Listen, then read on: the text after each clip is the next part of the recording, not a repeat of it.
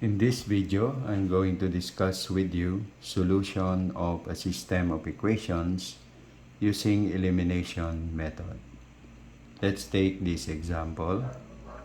Solve the system by elimination. So we have two linear equations here into unknowns. X minus 4y equals 5. This is our first equation. Then 2x plus y equals 28. This is our second equation. Then, to eliminate one variable, we must make the coefficients of one variable opposites.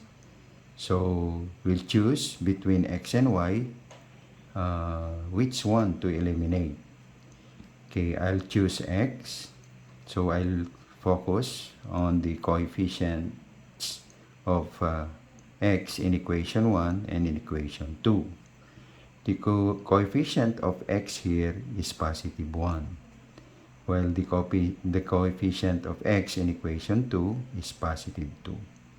They are not opposites, right? So the coefficient of x must be negative 2 here, so that it is the opposite of the coefficient of x here, which is positive 2. So how do we make the coefficient of x here negative 2? We can do that. We can multiply this by negative 2.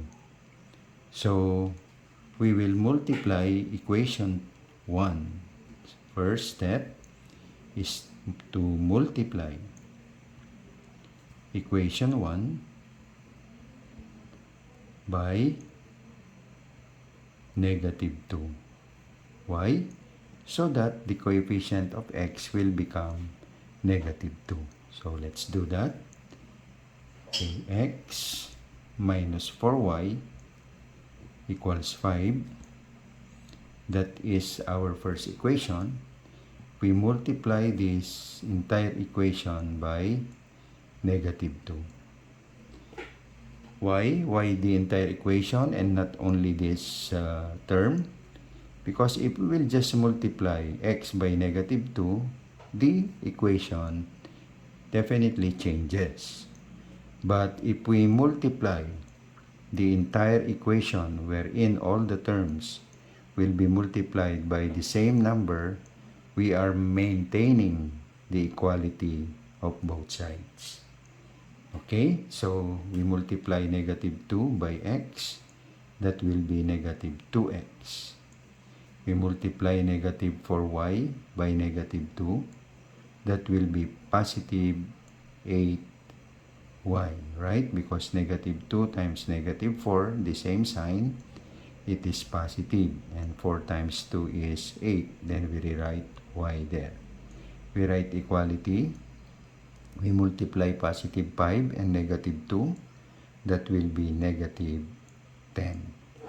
Okay, so this is now our new equation. We call this equation 3, and this equation came from equation 1. Now we rewrite equation 2 below equation 3. So we rewrite equation 2 below equation 3, and equation 2 is 2x plus y equals 28. This is still our second equation. And here, class, we now have one variable with opposing numerical coefficients. This is positive 2 opposite the negative 2. And therefore, if we combine these two terms, we'll come out with 0. Plus 2, negative 2, or 2 minus 2 is 0, multiplied to x, will still be 0. Then we bring down the positive sign there. 8 combined to 1y, or plus 1, we'll get 9y equals. Then you combine negative and positive 28.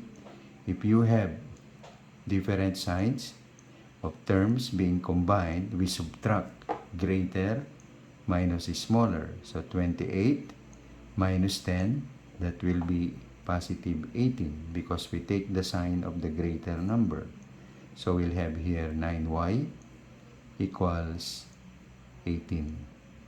Okay, then we divide both sides by 9. This will cancel each other. Then y equals 18 divided by 9 is 2. So this is now the value of y. Then we substitute. We now substitute y value here in any of the two equations here. Say in equation 1 there. So what is equation 1? X minus 4y equals 5. So we change the value of y to positive 2 equals 5. Then x, negative 4 times 2 is negative 8 equals 5. Then we transpose negative 8 to the right side, it becomes positive 8.